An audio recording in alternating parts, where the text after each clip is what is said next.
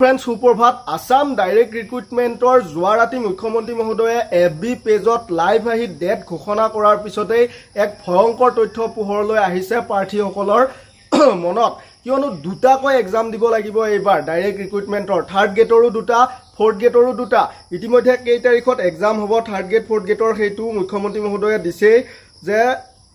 20-27 অক্টোবৰত অনুষ্ঠিত হ'ব চতুৰ্থ বৰ্গৰ পৰীক্ষা আনহাতে 15, 22 আৰু 29 সেপ্টেম্বৰত অনুষ্ঠিত হ'ব তৃতীয় বৰ্গৰ পৰীক্ষা এতিয়া কথা হল দুটা পৰীক্ষা দিব লাগিব বুলি যেটো আপোনালোকে ভয় খাইছে যথেষ্টখিনি ক্যান্ডিডেটে মোক মেসেজ কৰিছে যে দাদা এইবাৰ মুখ্যমন্ত্ৰী মহোদয়ে থাৰ্ড গেট ফোৰ্থ গেটৰ যেটো এক্সাম প্যাটাৰ্ন আছিল সিলেকশন প্যাটাৰ্ন হেতুৱে চেঞ্জ কৰি দিলে এইবাৰ নিযুক্তি পোৱা যথেষ্ট টান হ'ব কেৱল এপিএসসিৰ বাবে প্ৰিপাৰেচন কৰা ল'ৰা ছোৱালীহে নিযুক্তি পাব তেনেকৈ যথেষ্টখিনি ভয় খাই যথেষ্টখিনি ল'ৰা ছোৱালীয়ে মোকো মেসেজ কৰিছে কিন্তু তেনেকুৱা ভয় খাব লগা একো নাই মই আপোনালোকক বুজাই দি আছো অকনমান টাইম দি আপোনালোকে ভিডিওটি হেখলৈকে চালে বুজি পাব এসএসসি জেনেকে টায়ার 1 টায়ার 2 দুটা এক্সাম হয় কিন্তু অবজেক্টিভ টাইপে হয় যেনে ধৰক প্ৰথমটো এক্সামটো এবিসিডি চাৰিটা অপচনৰ পৰা এটা আপোনালোকে সিলেক্ট কৰিব লাগে ঠিক তেনেদৰে দ্বিতীয়টো এক্সামটো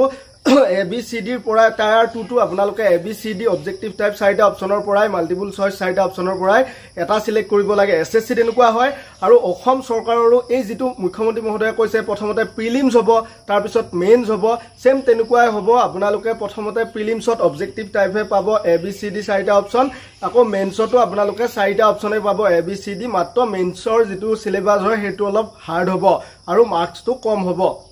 তো ভয় কৰিব লগা একো নাই নিশ্চয় ভিডিওটি শেষ কৰি চোৱা সকলে বুজি পালে